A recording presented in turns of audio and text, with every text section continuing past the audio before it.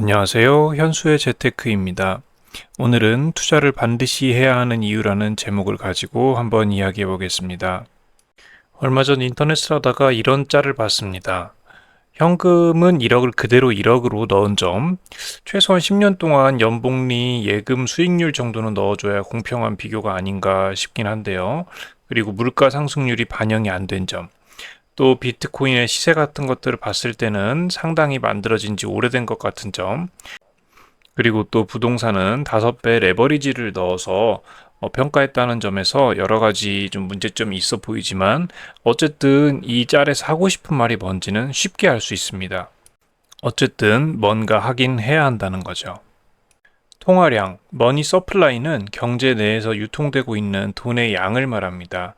여기서 어디까지를 돈으로 보느냐에 따라 크게 달라지는데 M1, 머니1, 협의의 통화는 거의 현금만 포함한다고 보면 됩니다. 시중의 현금에다가 은행의 요구불 예금을 합한 거니까요.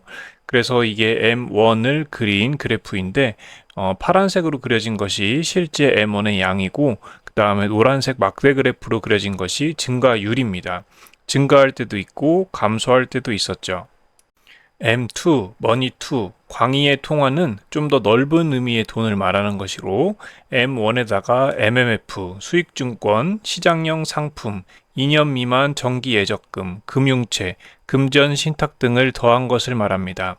일반적으로 시중 통화량을 측정하는 데는 우리가 M2를 이야기하고 있습니다. M2에 최근 5년간 그래프를 보면 파란 선이 우상향하고 있는 것을 볼 수 있죠. 막대 그래프가 전월 대비 증가량인데 마이너스 난 적, 그러니까 아래쪽으로 내려간 적이 별로 없습니다. 1986년부터 기간을 늘려서 보더라도 그렇습니다. 비슷한 양상인 걸 알 수 있죠.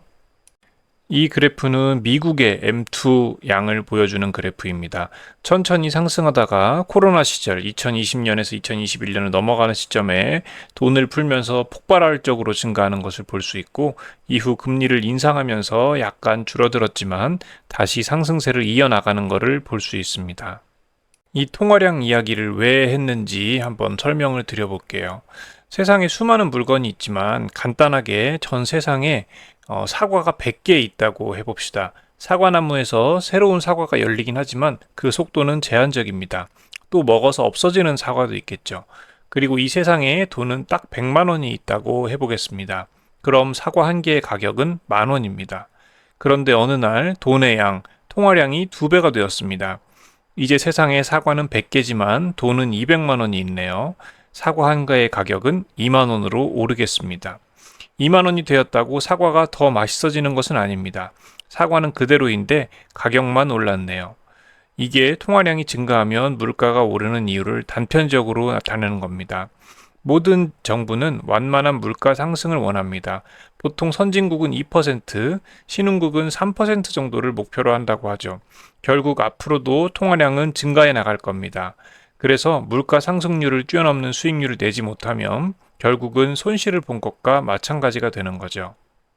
자본주의는 앞으로 달리는 런닝머신과 같기 때문에 멈추면 넘어집니다.